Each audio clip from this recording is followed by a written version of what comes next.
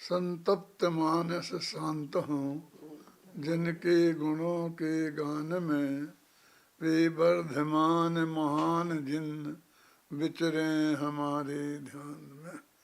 अब 13वें छंद से अपन पाठ करेंगे और 28वें छंद तक वहाँ इसमें जो विषय वस्तु आई है उसकी अपन चर्चा करेंगे। हाँ पढ़ो।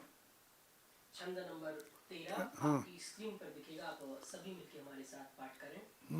सभी द्रव्य है नित्य निरामय, हर स्वभाव से सदा अटल।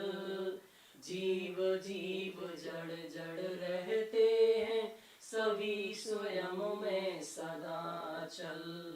द्रव्य रूप से नहीं बदलते, पर पर्याय बदलती है। पर्याय तो एक समय भी बदले बिना न रहती है। पर द्रव्यों की पर्यायों में तुझे नहीं कुछ करना है। अरे अपनी पर्यायों में भी अदल बदल ना करना है।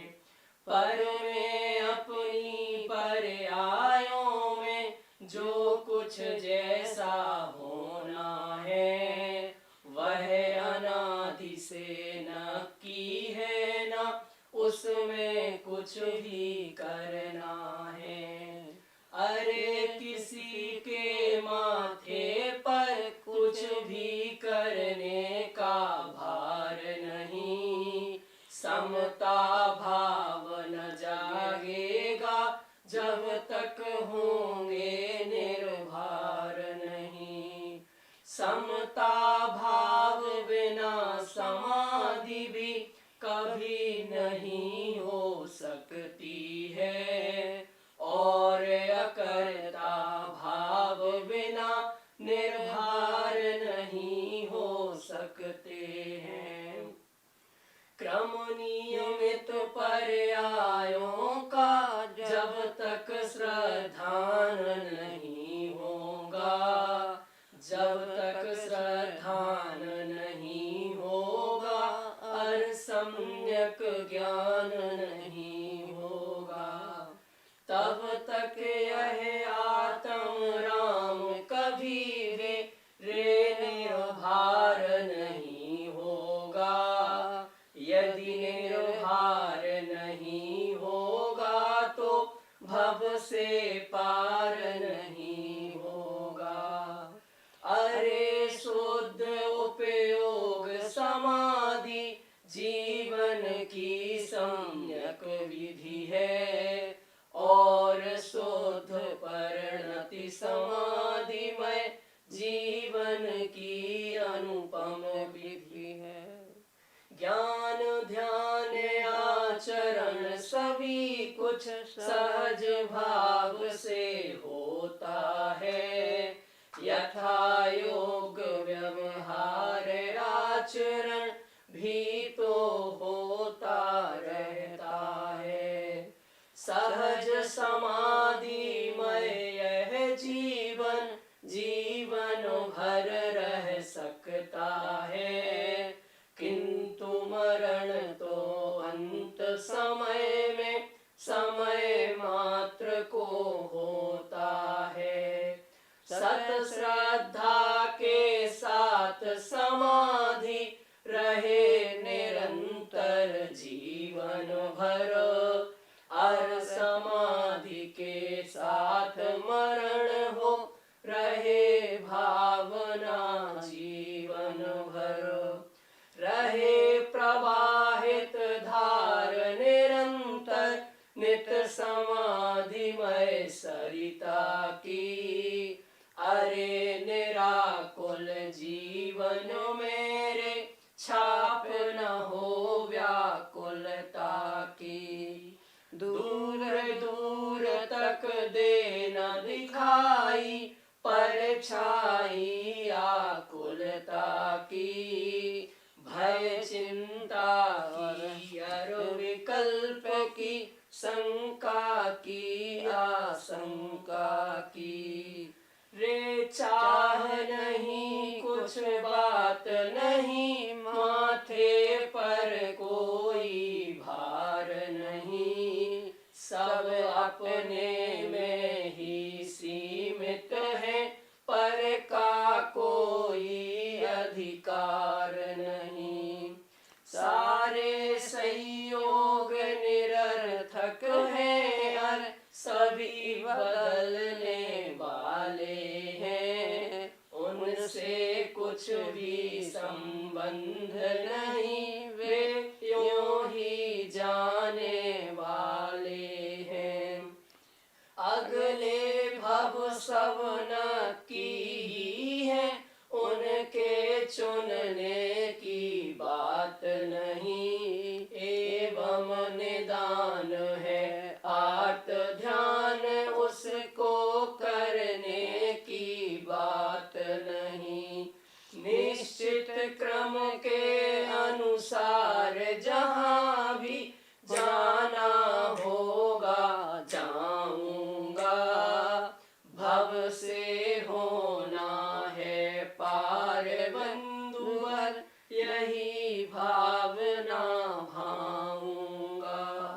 लंबे जीवन जल्दी मरने की भी है कोई चाह नहीं, सहज भाव से जीने से और मरने से इनकार नहीं। सहज भाव से शांत भाव से मरना जीना है स्वीकृत, जो कुछ जब जैसा होना है सब सहज भाव से अंगीकृत।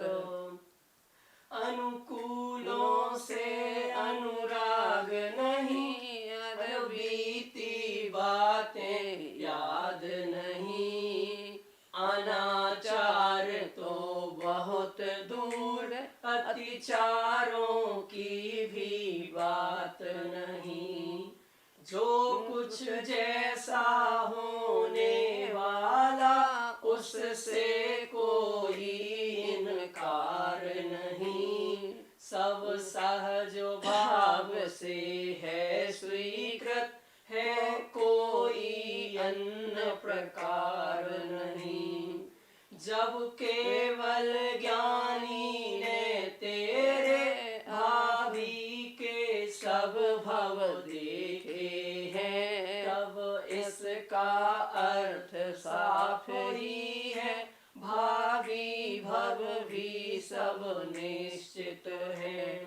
उनमें परिवर्तन करने की बातें सब व्यर्थ कल्पना है, और परिणामों के संभाल की बातें व्यर्थ जल्पना है।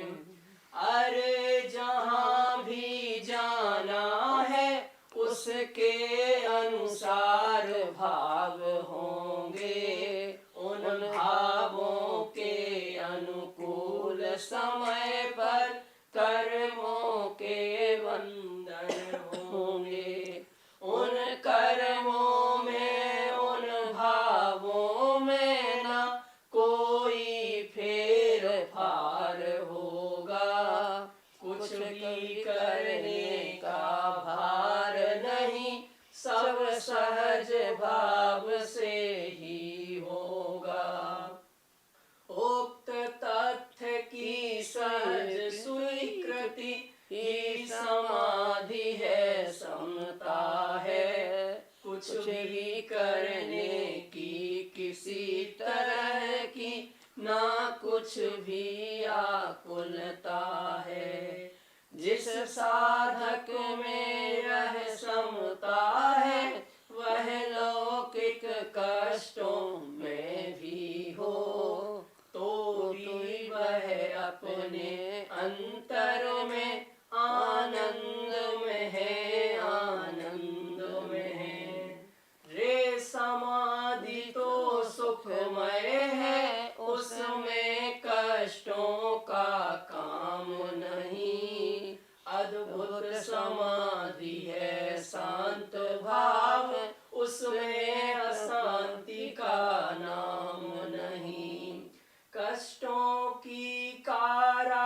दिखे हमें, अंतर की शांति नहीं दिखती। हम बातें बड़ी बड़ी करते, अंतर की भ्रांति नहीं मिटती। अत्यंत शांत सुखमय जीवन की यह तो सहज अवस्था है। न आकुलता न व्याकुलता, यह एकदम सजग अवस्था है। यह तो समाधिमय जीवन है, यही समाधिमय मरण यहाँ है। यही ज्ञानियों का जीवन, और इसे समाधि मरण कहा। ये अपन ने पढ़ा, आपने शांति से सुना सब, और बहुत सरल भाषा में है, इसलिए सहज भाव से आपके ख्याल में भी आया होगा। एक किसी व्यक्ति को समाधि धारण करनी है, अथवा जो व्यक्ति समाधि में है कह रहा हूँ, समाधि मरण में नहीं। समाधि की बात जब भी आती है तो मैंने कल भी कहा था, हमारा ध्यान समाधि मरण में है। तो कहते हैं कोई जो बुजुर्ग हो गए हो, बहुत लंबी उम्र हो गई हो, बहुत बीमार हो, तो वो समाधि की बात करें। अजैनों में भी जो समाधि लेते हैं ना, वे कोई मरने के समय की लेने की बात थोड़ी है। हमारा सारा जीवन समाधिमय हो, ये है समाधि का लक्षण। तो जो समाधि में हमें बाधा दिखाई देती हैं, उन सब बातों का यहाँ बिल्कुल प्रैक्टिकल विचार चिंतन किया है। जैसे मान लो हम स्वयं समाधि लेने जा रहे हैं, आप स्वयं समाधि लेने जा रहे हैं, फिर उस पर जो विचार कर रहे हैं वो विचार इसमें क्रमशः आए हुए हैं आगम के आधार पर ही हैं सब।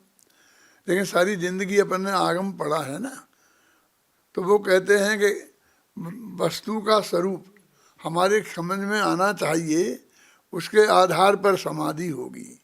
तो वस्तु का स्वरूप में क्या है?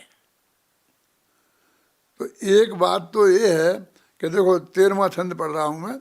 सभी द्रव्य हैं नित्य निरामय, अर स्वभाव से सदा अटल।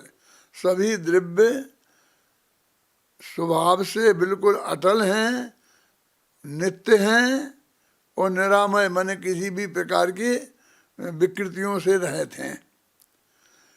और उनका ये स्वभाव है कि जीव सदा जीव रहेंगे और जड़ पदार्थ सदा जड़ रहेंगे।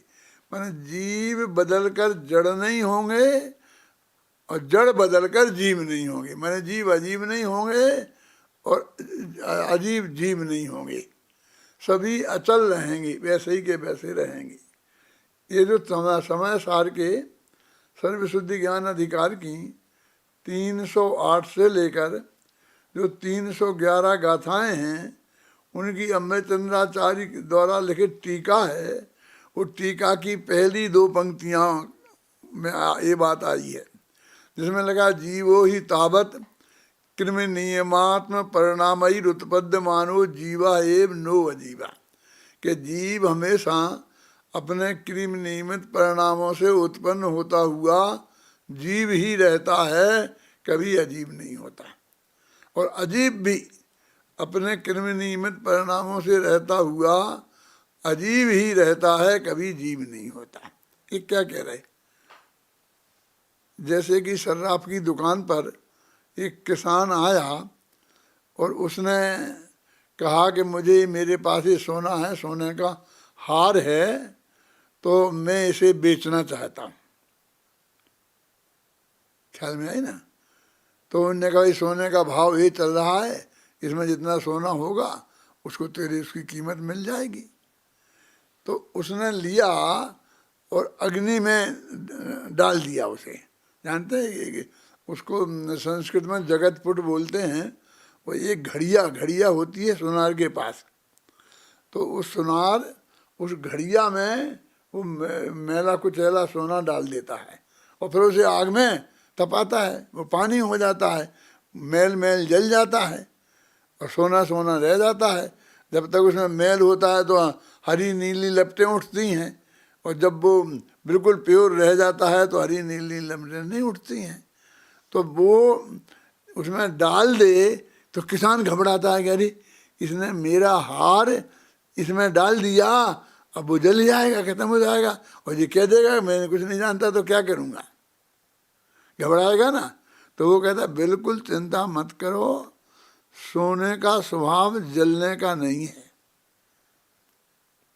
है ना, उसमें कुछ भी होने वाला नहीं है।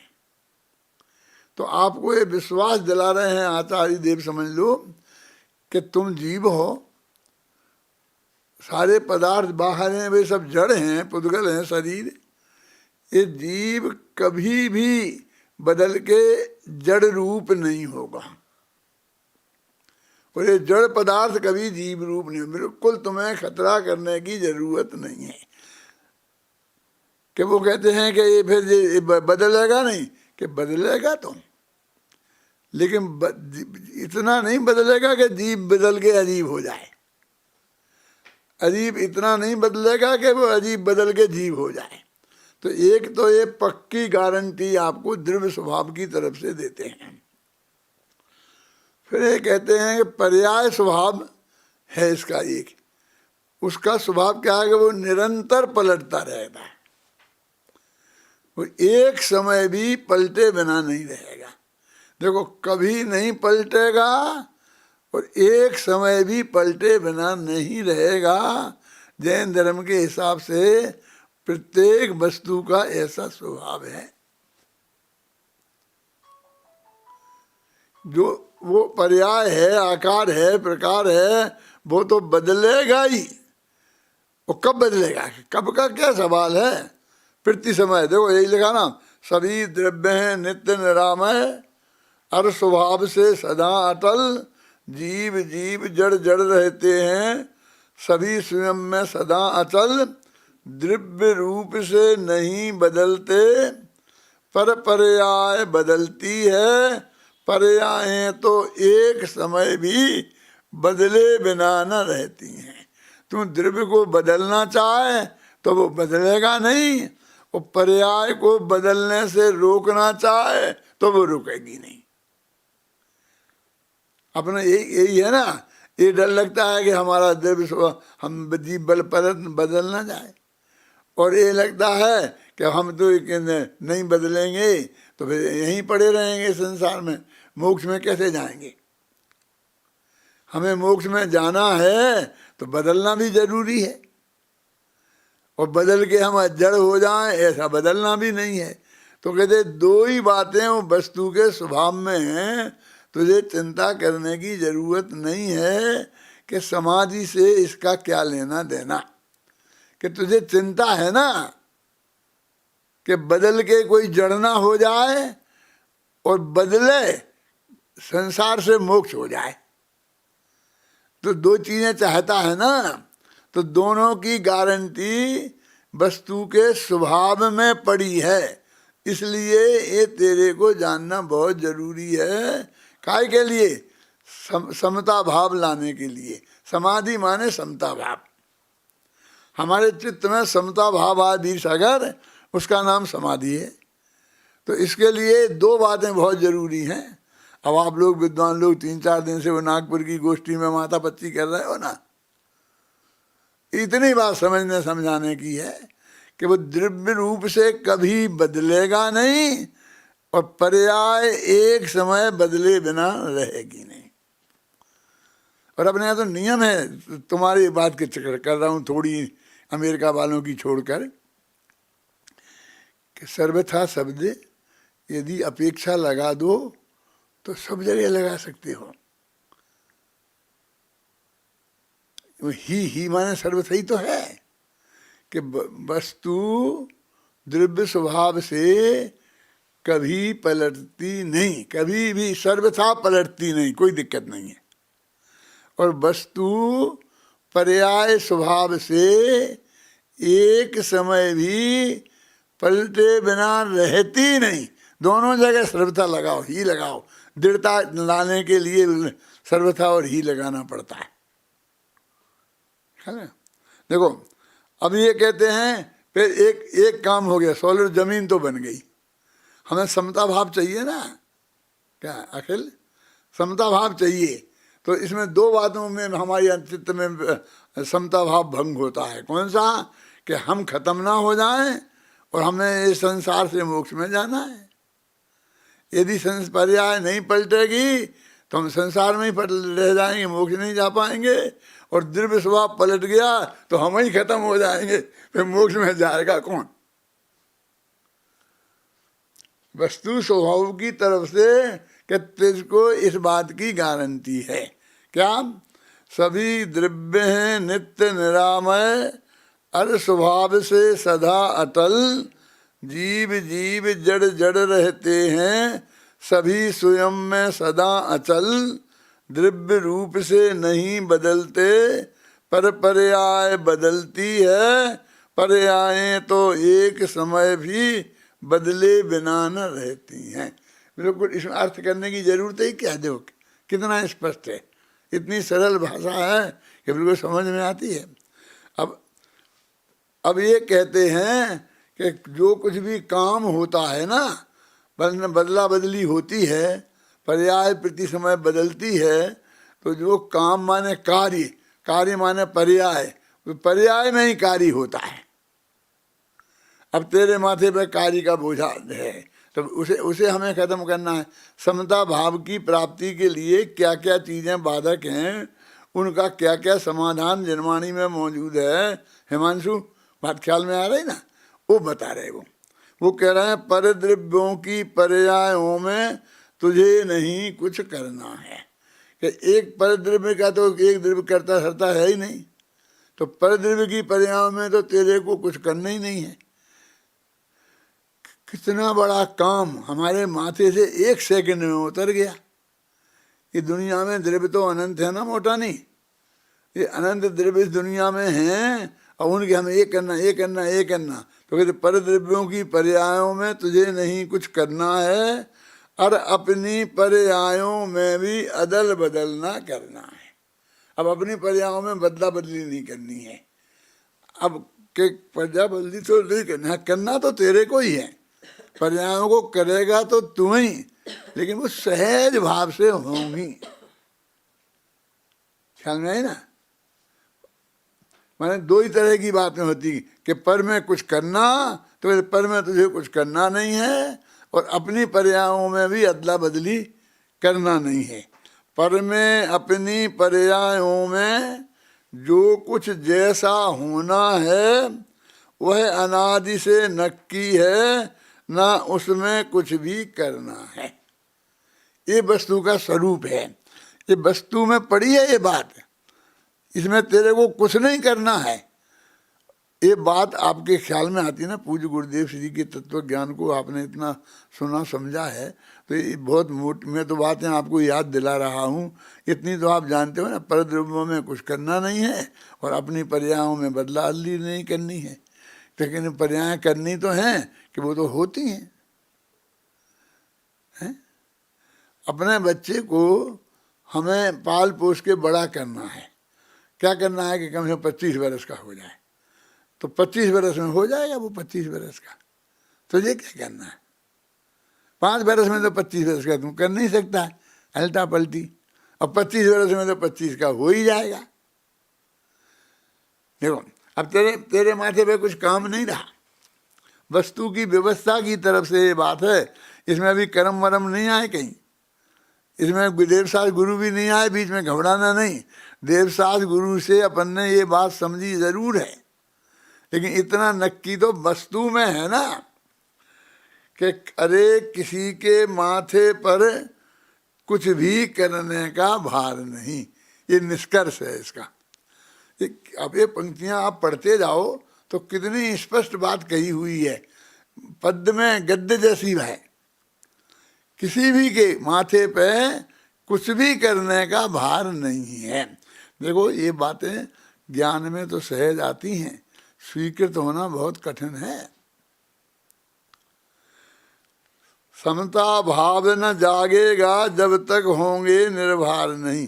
कि यद्यपि किसी के माथे पे कुछ भी करने का भाव नहीं है, ऐसा करके हम समता भाव जागृत कर सकते हैं, लेकिन समता भाव अंदर में नहीं जगा तो हम निर्भर नहीं हो सकते। हमारे माथे पे भाव बने रहेगा, भार बने रहेगा, कुछ ना कुछ करने का भार बने रहेगा।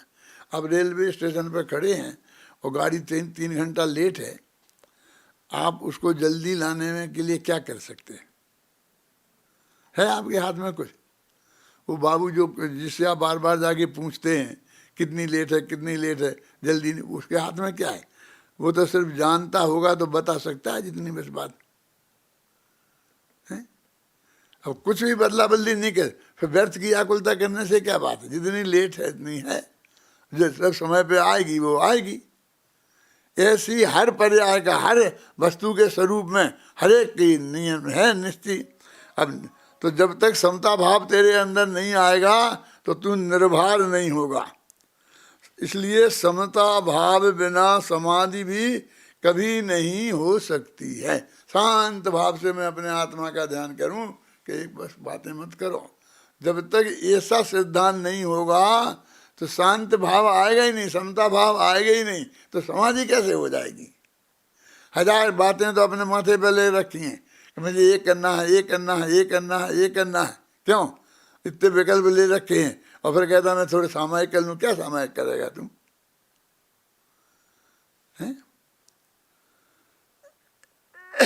समता भाव बिना समाधि भी कभी नहीं हो सकती है और अकर्ता भाव बिना निर्भर नहीं हो सकते हो। एक द्रव्य दूसरे द्रव्य का कर्ता नहीं है और हम अपने परिणामों में फेरफार नहीं कर सकते, इसका नाम है अकर्ता भाव। यदि इसे तू स्वीकार नहीं करेगा तो गारंटी है तू निर्भर नहीं हो सकता, मेरे माथे पे भार बना ही रहेगा। देखो, और अकर्ता भाव बिना निर्भर नहीं हो सकता है, तो तेरे को अकर्ता भाव समझना पड़ेगा। है?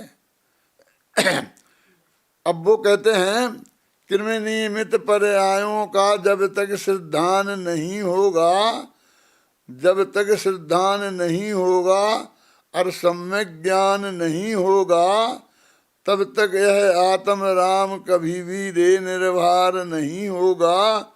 यदि निर्भर नहीं होगा तो भव से पार नहीं होगा। देखो, आप सिनेमा देख रहे हैं, एक फिल्म देख रहे हैं और एक दफ़े आप वो फिल्म देख के आए हैं, फिर मेरे से कहा कि डॉक्टर साहब वो फिल्म बहुत अच्छी है, आपको देखना चाहिए। मेरे एक मित्र थे यहाँ जयपुर में, तो मैं कभी नहीं जाता था देखने साथ फिल्म, लेकिन वे 2-3 दफ़े पहले देख के आते थे कोई फिल्म, और जब उनको ये लगती थी कि डॉक्टर साहब को दिखाने लायक है तो फिर मेरे से आके कहते थे कि वो फिल्म है और मैं आपको ले जाऊंगा। तो मैं कहता हूँ भाई बेकार समय नहीं है मेरे पास, नहीं मैं देख के आया हूँ, वो आपके लायक है तब मैं देख ले आऊँगा। मुझे क्या समझाना है? ये समझाना है कि उनकी तो देखी हुई है और मैं बैठा हूँ बगल में, वो बैठे हैं, तो उन्हें तो ये मालूम है ना कि अब क्या होगा, अब क्या होगा, अब क्या होगा, ये आदमी मर जाएगा, ये इसे मार देगा, ये फिर जेल हो जाएगी, फिर केस चलेगा, वो सब किस्सा मालूम है ना उन्हें। उन्हें ऐसा शक है कि इसमें बदला बदली हो गई तो वो मुझे पहले पहले बताते, और मुझे भी पक्का भरोसा है कि इनकी देखी भई है, ये नक्की है। तो समझ लो केवल ज्ञानी ने ये सारे जगत की, सारे जीवन की फिल्म देखी हुई है। अब वो नक्की है, बनी बनाई है, अब बनना नहीं है। इसमें लिखा ना कि कृमि नियमित पर्यायों का जब तक सिद्धांत नहीं होगा, जब तक सिद्धांत नहीं होगा और सम्यक ज्ञान नहीं होगा, तब तक यह आत्म राम कभी भी रे निर्भर नहीं होगा। और यदि निर्भर नहीं होगा तो भव से पार नहीं होगा। ये पक्का भरोसा है कि भगवान के ज्ञान में आई हैं, भगवान ने हमारे अनंत काल की आगामी पर्यायें देख ली हैं। मैं ये नहीं कह रहा हूँ कि हमारे जितने भी भविष्य के भव हैं तो अनंत भव हैं, तो अनंत भव देख लिए हैं। गुरुदेव इसके बारे में तो बहुत बढ़िया बात कहते थे। उनके एक गुरु भाई थे जो उनके साथ रहते थे, और उनने वे कहते थे कि केवली ने हमारे यदि अनंत भव देखे हैं और अनंत भव के बाद हमें मोक्ष देखा है तो तभी होगा ना, पहले नहीं हो सकता ना।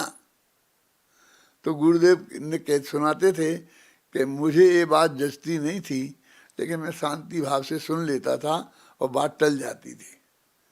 लेकिन एक दफे उनको तीव्र भाव आया गुरुदेव को, तो गुरुदेव ने उनसे कहा कि तुझे केवली का भरोसा है? क्यों? अरे मैं तो मुझे केवल ज्ञान में जो देखा होगा वो सारे देखते हैं, और उन्हें हमारे अनंत भव देखे हैं, तो अनंत भव बाद ही मोक्ष होगा ना। तो वो बोले कि तुझे केवल ज्ञान का भरोसा है कि हमारा गला पकड़ने के लिए कह रहा है? कि क्यों? कि जिसे के अनंत भव केवली देखते हैं ना, उसे ऐसा प्रश्न नहीं, उसे केवल ज्ञान की श्रद्धा नहीं होती। जिसके 2-4 भव होते हैं उसको ही केवली भगवान का ज्ञान होता है और उनकी पक्की श्रद्धा होती है। तो तुझे ये विकल्प क्यों आता कि अनंत भव देखे होंगे, अनंत भव देखे होंगे, अनंत भव देखे होंगे? तुझे केवल ज्ञान की श्रद्धा नहीं है। देखो ये बहुत बड़ी बात है जो गुरुदेव ने ये तत्व ज्ञान की बात बताई। नितिन भाई आप ध्यान से सुनना मेरी बात। क्या कह रहे वो कि तुम्हें इस बात का पक्का भरोसा कि सब पर्यायें क्रमबद्ध हैं और केवली भगवान के ज्ञान में सब देखी हैं, इस बात की पक्की श्रद्धा तुम्हें कब होगी मालूम? जब तुम्हारे 2-4 भव रह जाएंगे, 2-4 भव में ही तुम्हें मोक्ष जाने का काल नक्की आ जाएगा। उसके पहले कितना ही पंडित हुकुमचंद आ जाए, आपको नहीं समझा दे। अरे मैं तो केवली भगवान कहते केवली आगल रह गए कोरो, केवली भगवान के आगे हम गए और लौट के कोरे आ गए। समझे ना? केवल ज्ञान का वीर सागर सर्वज्ञता कितनी कठिन है समझ लेना, और सरल कितनी है कि तेरे अनंत भव बाकी हैं तो तुझे सर्वज्ञता का पक्का भरोसा ही नहीं होगा। समझिए? और जब तेरे 2-4 भव बाकी रहेंगे तब तेरे सर्वज्ञता का भरोसा होगा। माने जिसने के केवली ने अनंत भव देखे होते हैं उसे केवली का भरोसा नहीं होता। ये गुरुदेव ने अपने गुरु भाई से पूछा था कि तुझे केवली का भरोसा है? है तो भाई अनंत अनंत क्यों बोलता है?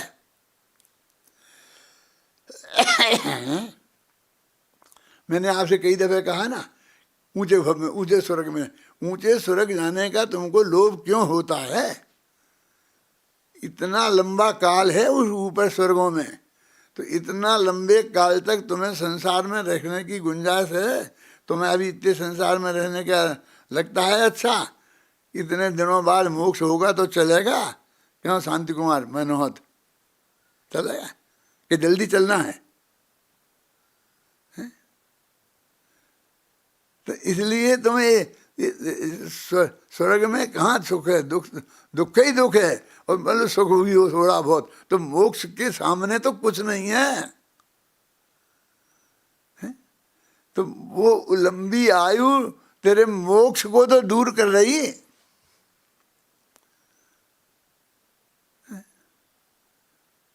कि तो भगवान से हम क्या मांगे?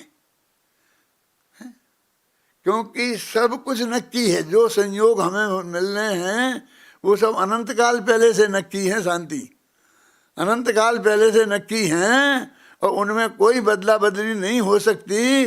ये भगवान हमें समझा रहे और हमसे कहते तुम एक कर दो, तुम एक कर दो, तुम एक कर दो। वे समझा रहे कोई कुछ कर नहीं सकता, किसी का कोई द्रव्य किसी का कर नहीं सकता। अब उस पर तो हम सुन नहीं रहे, तो ये कर दो, आप ये कर दो, ये कर दो, ये कहे जा रहे। कैसे भगत हैं हम?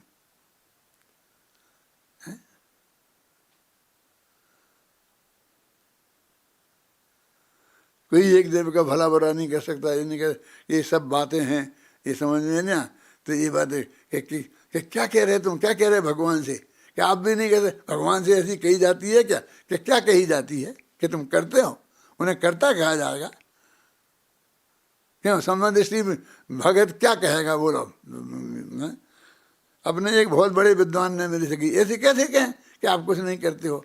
अरे वे करते नहीं है इसलिए कहें, सच्ची बात है इसलिए कहें। देखो, जो शुद्ध अरे शुद्ध उपयोग समाधि की जीवन की सम्यक विधि है, और शुद्ध परिणति समाधि जीवन की अनुपम निधि है। ये बहुत मार्मिक पंक्तियां हैं।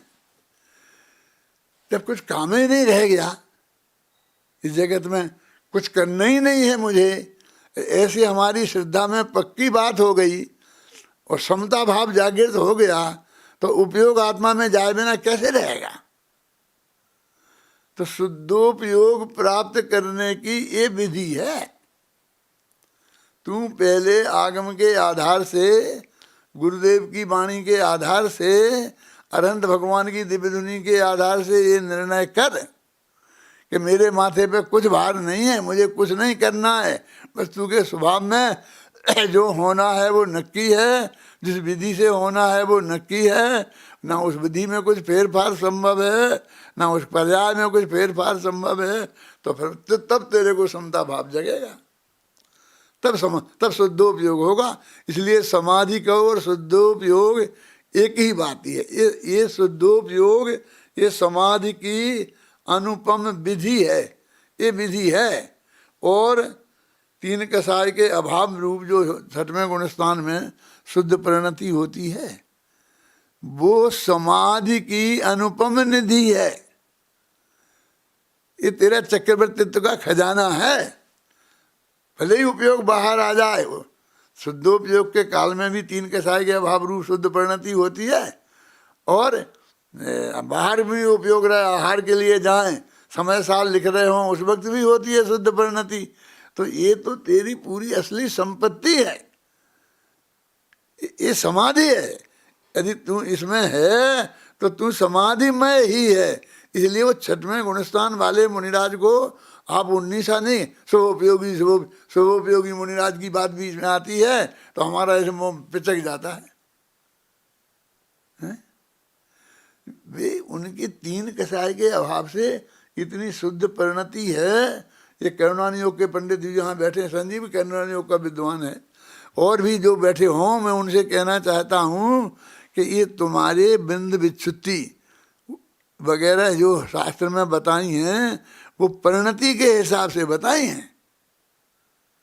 क्या परिणति में जितनी शुद्धि की वृद्धि होती जाती है, उससे इतने इतने बंध की विच्छुत्ति होती जाती है, और ये असंगुणी नजरा ये काय के हिसाब से है, तुम उसको गिनते ही नहीं हो। घर में हमारे 10 करोड़ रुपया रखे हैं और इनकम बिल्कुल नहीं है, क्योंकि हमने उसे ब्याज भी से भी नहीं लगाए।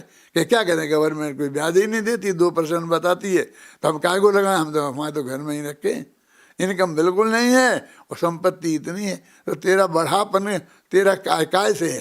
तुम अरबपति करोड़पति संपत्ति से है कि इनकम से है? हमने संपत्ति की इतनी उपेक्षा की। इन 2 पंक्तियों को मैं फिर पढ़ता हूँ, सुनो। अरे शुद्ध उपयोग समाधि जीवन की सम्यक विधि है, और शुद्ध परिणति समाधि में जीवन की अनुपम निधि है। ज्ञान ध्यान आचरण सभी कुछ सहज भाव से होता है, यथा योग्य व्यवहार आचरण भी तो होता रहता है। अब नीचे की 2 पंक्ति समझो कि तेरी यदि छठवें गुणस्थान में कोई है और उसके 3 कसाय के अभाव रूप शुद्धि है, और फिर बार बार हर अंतर्मूर्त में शुद्धोपयोग में जाता है, तो अब कौन सा ज्ञान करें, कैसा ध्यान करें? कहते ज्ञान ध्यान और आचरण विद्या सम्यक चारित्र, इसमें छठवें 7वें गुणस्थान के योग जो परिणति स्थिति होती है, वो सहज भाव से होती रहती है।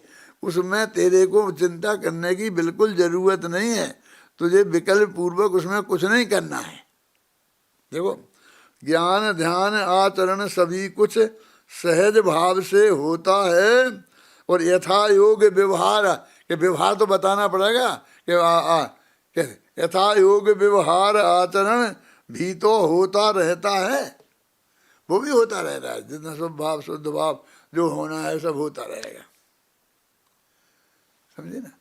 चरणान योग में जितना वर्णन है वो चाहिए की भाषा में है, लेकिन वास्तव में होता है की भाषा है वो, कि जिसके अंदर में ऐसा वो होती है स्थिति, उसके बाहर ऐसी परिणति होती है।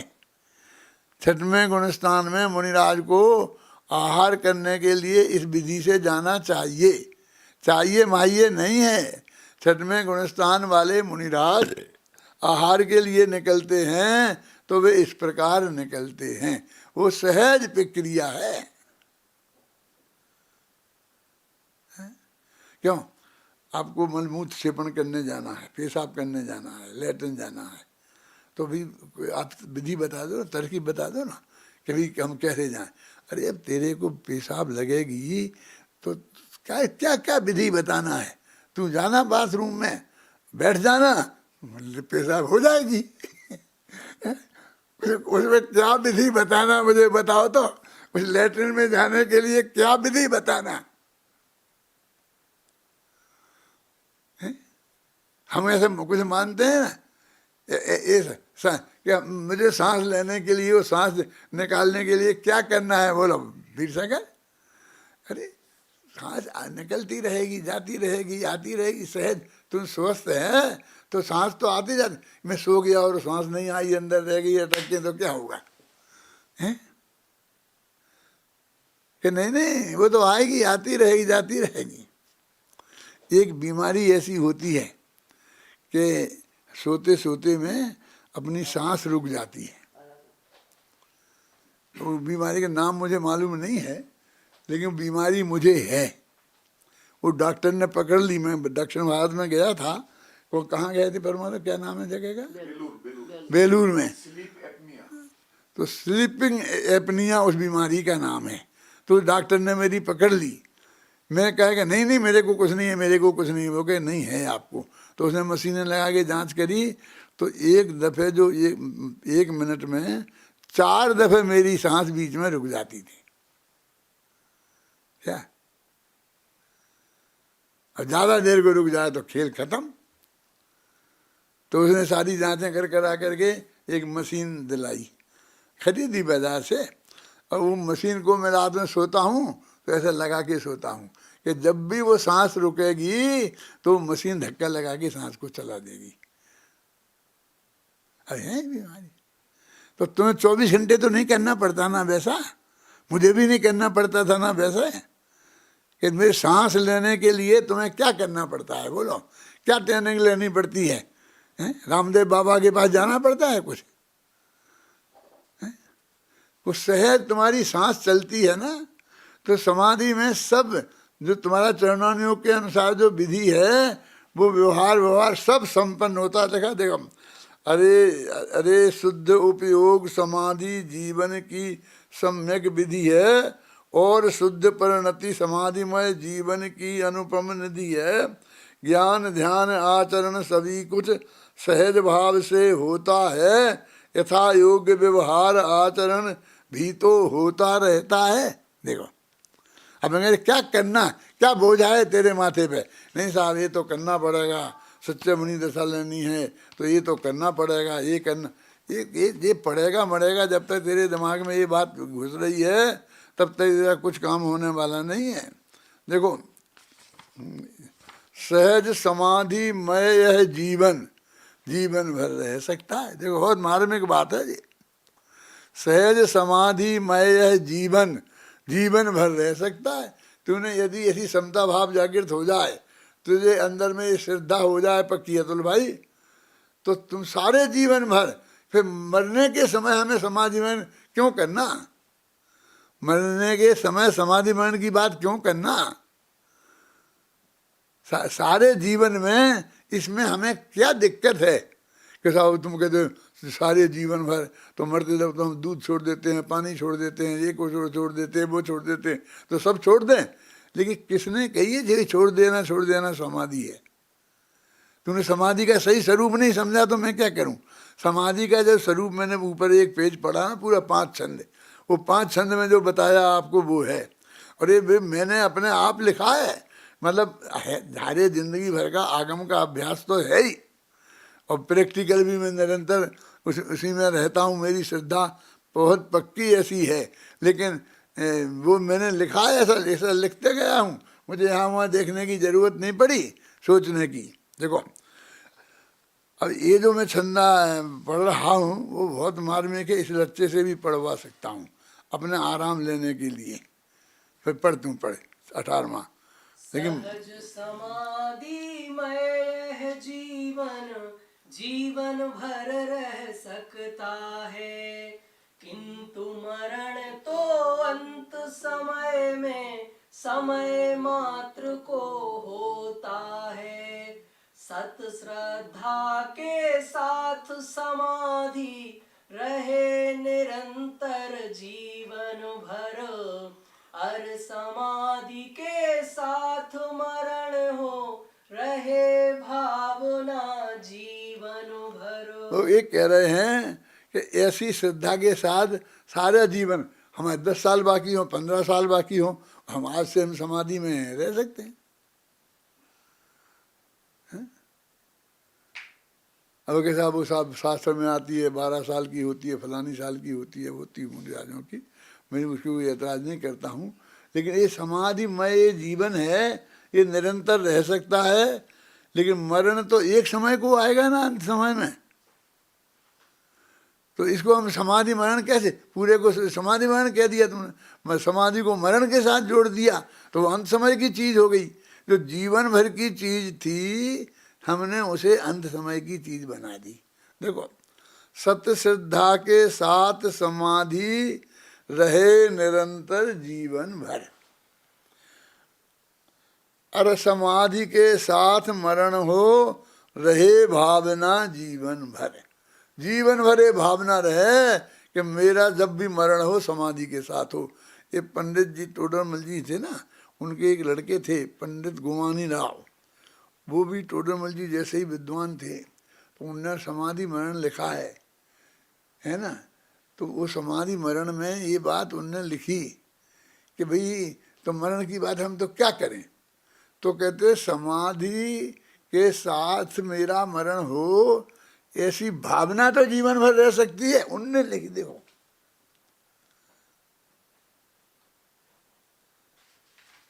मेरी क्या है कि मेरा जब मरण हो तब मैं बिल्कुल समाधि में हूँ। समाधि जीवन भर समाधि रहेगी, तो मरण भी जब भी हो जाएगा कि अचानक हो गया तो मैं तो समाधि में ही था। क्यों, मैं प्लेन में जा रहा हूँ, प्लेन क्रैश हो गया, ट्रेन लग गई, एक्सीडेंट हो गया, कार का हो गया, सड़क पे जा रहा था घूमने वहाँ, तो हो गया। तो फिर मेरा समाधि मरण हुआ कि नहीं हुआ, बोलो तुम लोग क्या कहोगे। वी सागर, तुम समाचार बना के भेजोगे मेरी मृत्यु का, तो मेरा समाधि मरण लिखोगे कि नहीं लिखोगे। हैं, रास्ते में जाकर के ट्रक मेरे ऊपर से निकल जाए, तो सड़क पे जा रहे थे, ट्रक निकल गया, कहाँ समाधि मरण हुआ। समाधि के मरण करने का मौका ही नहीं मिला। शांति मेहनत बोलो, ऐसे ही मानते हो ना तुम। अभी वो शांति तुम्हारी समाधि मरण के लिए तो वो ढोंग वोंग न मालूम क्या क्या होना चाहिए, भी हो तब होता है। लेकिन मेरा जब समाधिमय जीवन है, तो जब भी मेरा मरण होगा वो समाधि मरण में ही तो होगा, जैसे भी होगा। ऐसा नहीं, ये बार बार चिंतन करने की चीज है। मैंने कई दफे तो इन पर प्रवचन कर दिए और भी करूँगा, तुम्हें और दफे सुनना पड़ेंगे।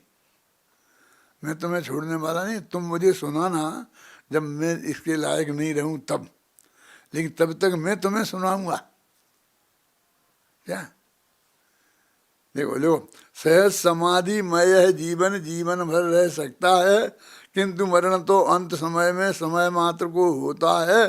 सत श्रद्धा के साथ समाधि रहे निरंतर जीवन भर, और समाधि के साथ मरण हो रहे भावना जीवन भर, है ना। रहे प्रवाहित धार निरंतर, पढ़ भैया 19वां छंद। रहे प्रवाहित धार निरंतर, नित समाधिमय सरिता की, अरे निराकुल जीवन मेरे छाप न हो व्याकुलता की। दूर दूर तक दे न दिखाई परछाई आकुलता की। भय चिंता की और विकल्प की, शंका की आशंका देखो की। कैसी याद है। रहे प्रभावित धार निरंतर नित समाधिमय जीवन है ना, तो वो नदी, सरिता माने नदी, तो उसकी धार निरंतर बहती रहे। 24 घंटे मेरे अंदर में समाधि की धार, समतामय मय की नदी की धार बहती रहे निराकुल जीवन मेरे, छाप ना हो व्याकुलता की। मेरे निराकुल जीवन हो, उसमें कहीं कोई व्याकुलता का काम नहीं है। जो हो रहा है जगत में सही, सब सहज है। दूर दूर तक दे न दिखाई परछाई आकुलता की। बोलो परमात्मा है। भय की, चिंता की, विकल्प की, शंका की, आशंका की परछाई दूर दूर तक दिखाई नहीं दे, तो समझ लो तुम्हारा जीवन समाधिमय है। यहाँ बैठे आप शांति से हो, भोजन भी कर रहे हो, चल रहे हो निराकुल भाव से, तो ये समाधिमय जीवन। अब ये कौन से शास्त्र में बताऊं मैं तुम्हें? ये इसी शास्त्र में लिखी है जी। पर फिर पढ़ इसी छंद को, अब ध्यान से सुनना सब लोग। हाँ हाँ। रहे प्रवाहित धार निरंतर नित समाधिमय सरिता की। अरे निराकुल जीवन मेरे, छाप न हो व्याकुलता की। दूर दूर तक दे न दिखाई परछाई आकुलता की। भय चिंता की और विकल्प की, शंका की एक छंद में आशंका पढ़। हाँ हाँ। की। रे चाह नहीं कुछ बात नहीं, माथे पर कोई भार नहीं। सब अपने में ही सीमित है, पर का कोई अधिकार नहीं। सारे संयोग निरर्थक है, और सभी बदलने वाले हैं। उनसे कुछ भी संबंध नहीं, वे यूं ही जाने वाले। ये स्थिति है अपने चित्त की। वो ज्ञानी समाधि वाले जीवन के जीवों के चित्त की स्थिति कैसी है, उनके में कोई चाहे नहीं। भगवान भी आगे कहें जो चाहे सो मांग ली। एक तो अपने भगवान ऐसा आगे कहते नहीं है ना, ये तो परमत की बात है। लेकिन कोई कहे तो भी वो कभी कुछ मांग नहीं सकते। रे चाह नहीं कुछ बात नहीं, और माथे पर कोई भार नहीं है। सब अपने में सीमित हैं, और पर का कोई अधिकार नहीं है। सारे संयोग जो हैं वो निरर्थक हैं, उनसे कोई लाभ नहीं है, और सभी नियम से बदलने वाले हैं। अपने समय, उनका समय नक्की है बदलने का, उनसे कुछ भी संबंध नहीं, सब यूं ही जाने वाले हैं। पर आगे का छंद पर देखो, ये उसकी स्थिति है। देखो समाधि के वाले की स्थिति ये होती है। मैं उसी के स्थिति का वर्णन कर रहा हूँ कि आपने कैसे पता है? अरे हमें है ना, हमने प्रयोग किया है ना, ये भाषण करते करते क्या। हाँ हाँ बोलो चलो। अगले भव सब नक्की ही है, उनके चुनने की बात नहीं। एवं निदान है आर्त ध्यान, उसको करने की बात नहीं। निश्चित क्रम के अनुसार जहाँ भी जाना होगा जाऊंगा। भव से होना है पार बंधुवर, यही भावना भाऊंगा। समाधि का वर्णन करते करते उत्तम पुरुष में बोलने लगा। उत्तम पुरुष समझते हो? एक भाषा में होता है ना फर्स्ट पर्सन, लेकिन मैं जाऊंगा, मैं अपने अपने बारे कहने लगे, उत्तम पुरुष में बात कहने लग गए हैं कि अगले भव सब नक्की हैं, इसलिए उसमें कि अब कौन चुनो, तुम चुन लो। मेरे से अस्पताल में मेरे दोस्त ने पूछा था जा करके, कहाँ पसंद करोगे, भगवान आगे तुमसे कहें कि हमारे भगवान तो एक तो आते नहीं है ना, और आएंगे तो मैं उन्हें भगवान मानूंगा नहीं, और सब नक्की हैं, तो उसमें चुनने की बात कहाँ से लाए तुम? अगले भव सब नक्की हैं, उनमें चुनने की बात नहीं। और ऐसा करना कि मेरे ऐसा हो जाए, यह निदान है, निदान नाम का आर्त ध्यान है, तो उसे क्यों करें की बात। अब निश्चित कर्म के अनुसार जहां भी जाना होगा जाऊंगा, बस कहता।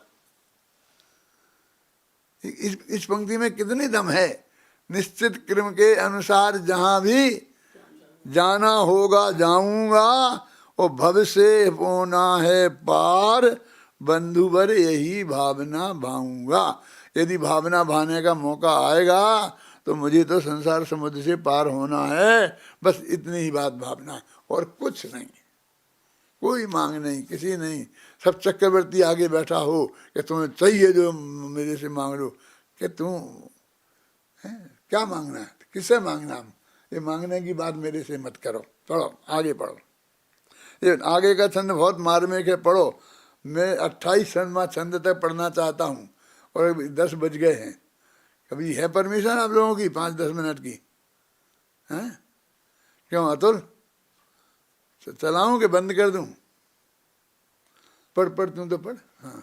लंबे जीवन जल्दी मरने की भी है कोई चाह नहीं, सहजो भाव से जीने से अरो मरने से इनकार नहीं, सहजो भाव से शांतु भाव से मरना जीना है स्वीकृत, जो कुछ जब जैसा होना है सब सहज भाव से अंगीकृत। कभी कभी क्या लंबे जीवन की भावना तो सभी करते हैं जगत में, और लेकिन जब ज़्यादा तकलीफ होती है बीमारी की वजह से, तो जल्दी भगवान उठा ले, जल्दी मर जाऊं, ऐसी भी भावना होती है। कहते ना मुझे जल्दी मरने की भावना है, और ना देर तक जीने की भावना है। जब मौत आ जाए मरने को तैयार हूँ, और जीऊँ तो जीने को तैयार हूँ। माने मेरा इसमें कुछ भी वो नहीं है, जो है होना है जब जैसा वो मुझे सब सहज भाव से स्वीकृत है। ऐसा नहीं कि आप झक मार के तुम्हें मानना ही पड़ेगा, कोई उपाय नहीं है, वो तो जब जैसा होगा वैसा ही होगा। दुनिया ऐसा बोलती है ना, इतना ही फर्क है कि तुम ऐसा मान करके मानते हो, और हम सहज भाव से मान रहे हैं उसको। लंबे जीवन की, फिर पढ़ो इस छंद को और आगे बढ़ो। हाँ। लंबे जीवन जल्दी मरने की भी है कोई चाह नहीं, सहजो भाव से जीने से अरो मरने से इनकार नहीं, सहजो भाव से शांतु भाव से मरना जीना है स्वीकृत, जो कुछ जब जैसा होना है सब सहज भाव से अंगीकृत। ये समाधिमय जीवन का स्वरूप है। बहुत गंभीरता से इन बातों पर हम विचार करें, और ये निरंतर जब तक हमारा विकल्प की भूमिका है और विचार चिंतन चलता है, और हम जब तक निर्विकल्प निर्विचार नहीं हो पाए हैं, तब तक हमको इस तरह की गंभीरता से वस्तु के स्वरूप पर विचार करना चाहिए, और हमारे चित्त को एकदम सहज भाव से उसे स्वीकार करना चाहिए। सभी लोग ऐसे स्वीकार करें। इस मंगल भावना से अभी की बात समाप्त करता हूँ। अब कल बाकी रह गए कितने, 12 छंद रह गए हैं सर, 23 से लेकर 34 तक, तो 12 छंद होंगे। 11-12 छंद जो भी हैं, इनकी चर्चा अपन कल करेंगे।